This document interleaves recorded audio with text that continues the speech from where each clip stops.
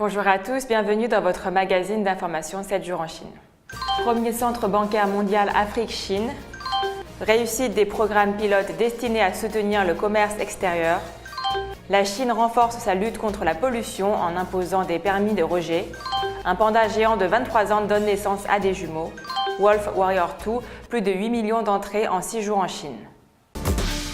Depuis la création des BRICS il y a 10 ans, les gouvernements du Brésil, de la Russie, de l'Inde, de la Chine et de l'Afrique du Sud se sont engagés à augmenter les opportunités de commerce et d'investissement entre eux, tandis que la coopération du commerce et du développement a augmenté à l'intérieur du groupe.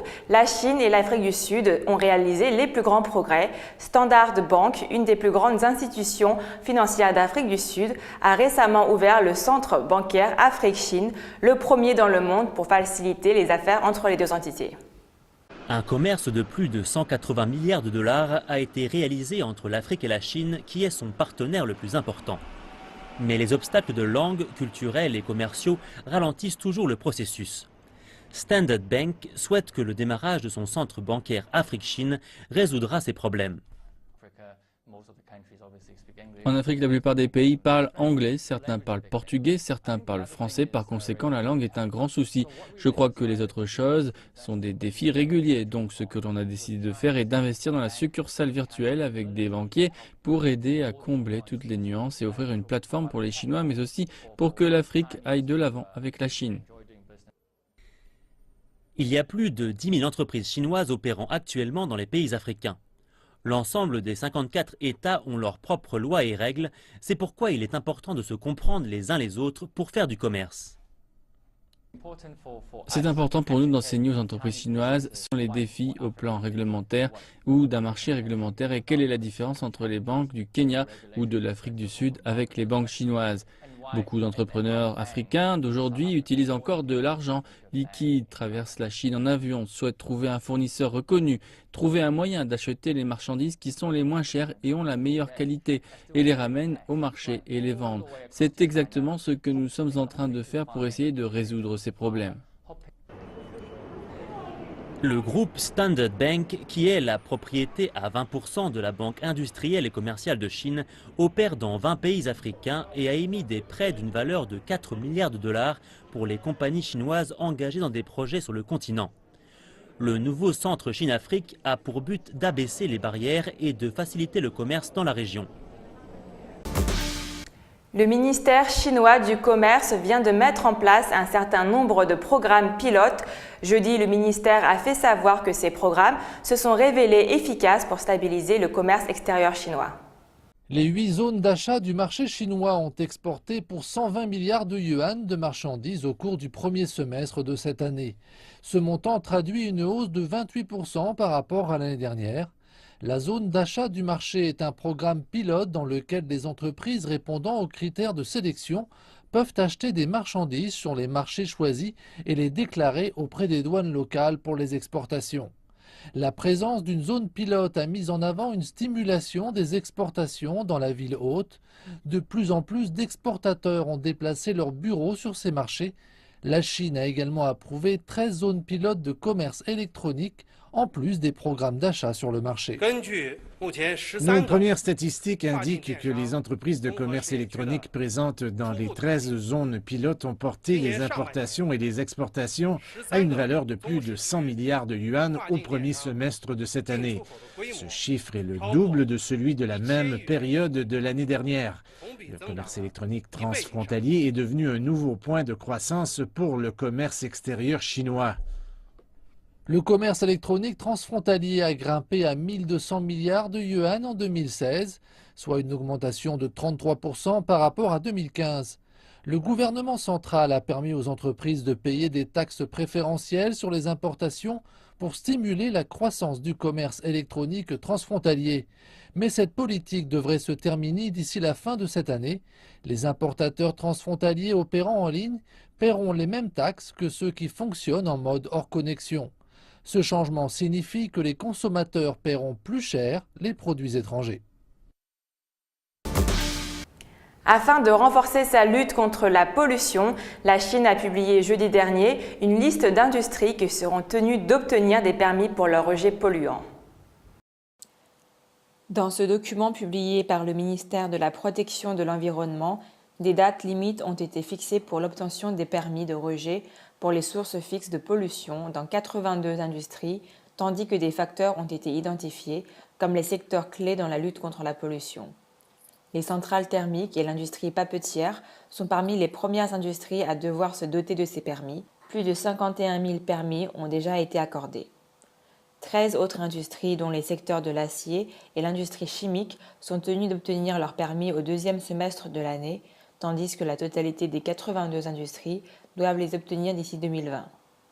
En accordant ces permis, les autorités chargées de la protection de l'environnement spécifieront le lieu et le nombre de rejets, la méthode et la voie du rejet, ainsi que les plafonds des polluants en matière de variété, de concentration et de quantité. Les entreprises en infraction à cette réglementation risqueront des amendes allant jusqu'à 1 million de yuans, environ 150 000 $, ou l'arrêt des opérations. Les actions entravant le contrôle de ces opérations, telles que le sabotage des dispositifs de surveillance ou le fait de ne pas conserver les dossiers originaux de surveillance, seront également sanctionnées. La Chine lutte contre la pollution et la dégradation de l'environnement après que des décennies de croissance ont conduit à des problèmes environnementaux tels que le smog et la pollution des sols. Le gouvernement central a renforcé le contrôle des infractions liées à l'environnement tout en élaborant des missions spécifiques pour purifier l'air, l'eau et le sol. Une femelle panda géant de 23 ans a donné naissance à des jumeaux dans la province chinoise du Sichuan, dans le sud-ouest de la Chine, devenant ainsi la plus vieille femelle panda géant à donner naissance à des petits, a déclaré jeudi dernier le Centre de conservation et de recherche pour le panda géant de Chine. Avoir 23 ans pour un panda géant équivaut à avoir 80 ans pour un humain. Hazy, la maman panda, a donné naissance à un bébé femelle de 175 grammes et à un bébé mâle de 123,1 grammes le 30 juillet, à la base de protection de Shensuping de la réserve naturelle nationale de Wolong, selon le centre. Hazy est tombée enceinte après s'être accouplée avec un panda du nom de Yibao en avril. Selon le centre, les femelles pandas géants atteignent leur maturité sexuelle à l'âge de 7 à 8 ans et la période de reproduction peut durer 12 ans. Les femelles pandas géants vivant en captivité, âgées de plus de 20 ans, ne sont pas généralement encouragées à se reproduire. Hazy avait donné naissance à des jumeaux quand elle avait 19 ans. Parce qu'elle avait toujours été en bonne santé et parce qu'il y avait eu un cas réussi de reproduction d'un panda géant de 22 ans, le centre a décidé d'arranger un accouplement pour elle. Afin de prendre soin au mieux de cette femelle âgée, le centre a spécialement dépêché un vétérinaire et un éleveur et a élaboré un régime personnalisé pour sa gestation, a indiqué Li Tensun, un zoologiste de pandas du centre. Selon un bilan établi jeudi, 21 bébés pandas géants sont nés dans le centre cette année, dont 7 paires de jumeaux. L'été est la haute saison pour la reproduction des pandas géants. À l'occasion des 90 ans de l'Armée populaire de libération de Chine, les cinémas du pays présentent une série de films sur l'armée chinoise. Parmi eux, Wolf Warrior 2 est le plus gros succès. Reportage. Wolf Warrior 2, ce second volet de ce film d'aventure sino-britannique réalisé par Wu Jing, remplit les salles de cinéma de Pékin. Presque toutes les séances font salle comble. C'est spectaculaire et l'histoire est très convaincante. Les personnages sont aussi très impressionnants. Je pense que c'est un bon film pour l'anniversaire de l'Armée populaire de libération. Ma mère et moi avons toutes les deux été très émues. Ça fait du bien de voir notre pays si fort. Le film a été tourné sur 10 mois en Chine et à l'étranger. Plus de 1000 personnes ont participé à sa production, notamment 2 équipes entièrement dédiées aux effets spéciaux. Le premier volet de ce film avait déjà remporté un grand succès lors de sa sortie en 2015.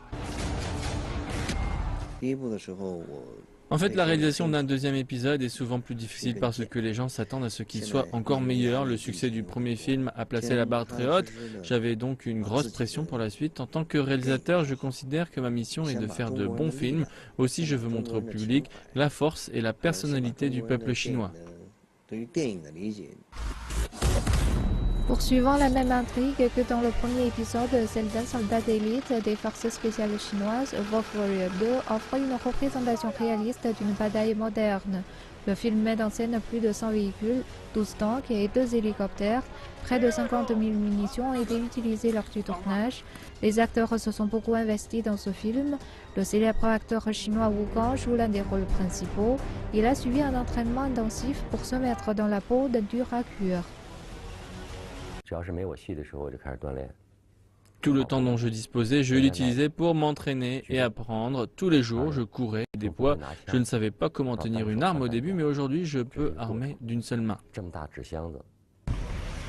Wolf Warrior a été acclamé par la critique pour son scénario et ses scènes d'action particulièrement soignées. C'est la fin de votre magazine d'information 7 jours en Chine. Merci de votre fidélité.